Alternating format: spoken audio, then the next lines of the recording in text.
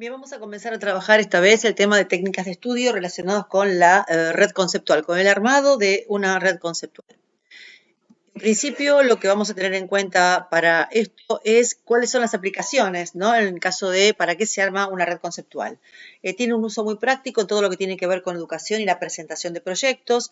Ayuda justamente a que se puedan estructurar los conceptos de manera interconectada. Permite que se relacionen justamente esos conceptos. Y además, el tema es que se obtienen las ideas básicas para que formen de alguna manera la base de todo lo que tiene que ver con lo que queremos presentar o queremos indicar en esta red conceptual. Lo importante de la red conceptual, lo primero que se tiene que hacer de esta red conceptual es justamente lo que está aquí debajo, que es definir el tema principal, el tema central, ¿sí? El tema central que es aquel que va a estar incorporado, incrustado en la mitad de lo que es en la mitad de la página de lo que es nuestra red conceptual. Luego de haber encontrado a este tema central, vamos a buscar ideas que tengan que ver con los conceptos que estén relacionados con ese concepto principal, con ese tema central, ver de qué manera se pueden enlazar esos conceptos y obviamente después visualizar a esa red, o sea, esos conceptos todos relacionados en esa red conceptual que se quiere definir. ¿Qué conceptos contribuyen al tema central? Bueno, importante que sean aspectos relevantes de ese tema central, o sea, es lo que hay que tener en cuenta para ver qué sea central, a partir de él, ver cuáles son sus aspectos relevantes, las características que se relacionan con ese tema central, los subtemas que aparecen a partir de ese tema central y en algunos casos también el dar algunos ejemplos en caso que sea necesario. Todo esto se va a dar de manera tal que nosotros vamos a poder jerarquizar, es decir, organizar y ordenar en orden de importancia, valga la redundancia, los diferentes conceptos que se quieran tener desde el tema central en cuanto a los conceptos relacionados. Es decir, la idea principal es la primera que vamos a colocar y el resto tiene que estar conectado de alguna manera al tema central. Bien.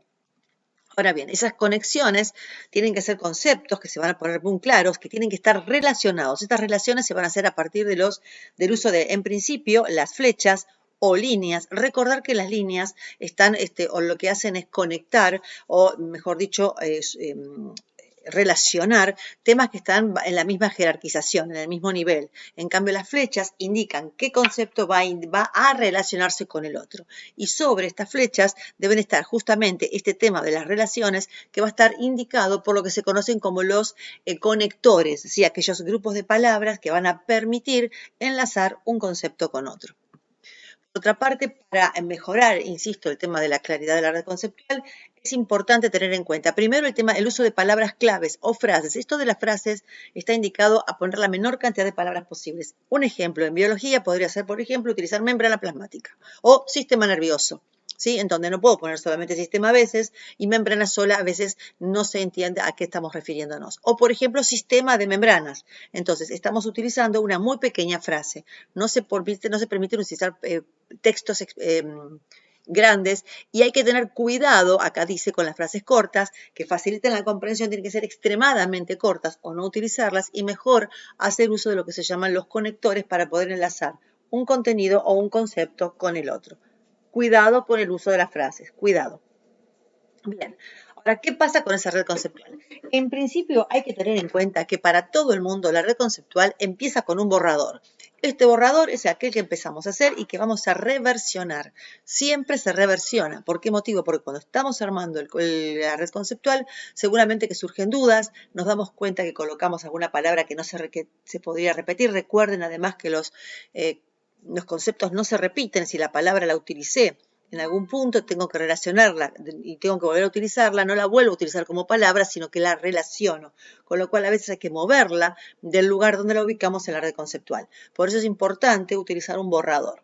Y por supuesto luego revisar. ¿Por qué? Porque tenemos que verificar qué tan bien pusimos esos conceptos y qué tan bien están relacionados unos con otros.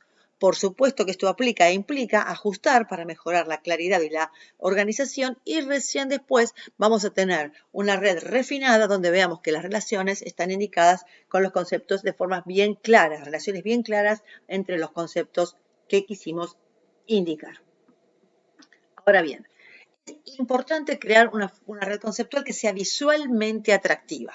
Esto significa que nosotros tenemos que pensar que la persona que lee, que va a estar trabajando, va a estar viendo nuestra red conceptual, probablemente ni siquiera sepa del tema. Sin embargo, tiene que saber por dónde empezar a leer, cómo continuar leyéndola y poder obtener la información que nosotros queremos brindar en forma resumida y sintetizada en esa red conceptual. Por lo tanto, podemos hacerla dibujando a mano, tranquilamente, o podemos utilizar herramientas digitales. Sea de una manera o sea de la otra, la idea es que esto se pueda visualizar perfectamente. Por otro lado, fíjense, el tema de la legibilidad, o sea que tenemos que asegurar que la red sea fácil de entender, que cualquier persona, aunque no esté enterada de lo que estamos hablando, pueda interpretar nuestra red conceptual. Y la otra cuestión es que fácilmente se puedan identificar los conceptos. Esto se hace desde el momento en que tenemos una buena jerarquización. En cuanto a la jerarquización, reconozcamos o indiquemos que se puede jerarquizar utilizando diferentes colores, tamaños de letra, formatos de la viñeta que se utiliza, lo que sea que permita identificar a un núcleo temático más importante de otro que sea secundario, terciario o eventualmente un cuaternario. Bien. Respecto de cómo mejoramos esa claridad de la red conceptual, es lo que estamos hablando en parte acá. Fíjense la codificación de colores. Esto significa lo que acabo de contar, usar un color determinado para diferentes núcleos temáticos, ¿sí? El núcleo temático principal tendrá un color que elijamos nosotros, secundarios, todos los secundarios otro color, terciarios, todos los terciarios otro color y así. Si no se usan colores porque no tenemos colores, podemos usar formas para encerrar el concepto. Redondelitos, cuadraditos, rectangulitos, rombitos, formitas de nubes, la que querramos para identificar a cada uno de ellos. O diferentes tipos de letras, también podemos utilizarlos. Por otra parte, en algunos casos, a veces es posible utilizar imágenes o símbolos de manera efectiva. No siempre se pueden poner imágenes digamos, demasiado explícitas en una red conceptual porque a veces, más que sumar, resta a la claridad de la misma. Y la otra cosa que es súper, hiper importante es la retroalimentación de otros. Es decir, compartir la red, compartirla con cualquier persona que nosotros tengamos confianza para que nos pueda decir si esa red conceptual a esa persona le parece clara, identifica los temas o si hay que mejorarla. Es súper importante que alguna otra persona de confianza pueda, de alguna manera, generar, realizar observaciones al respecto de la red que nosotros estemos haciendo. Recordando que esto no implica que cometimos errores, sino que en realidad debemos reversionar el trabajo realizado. Con esto espero que hayan entendido cómo armar una buena red conceptual.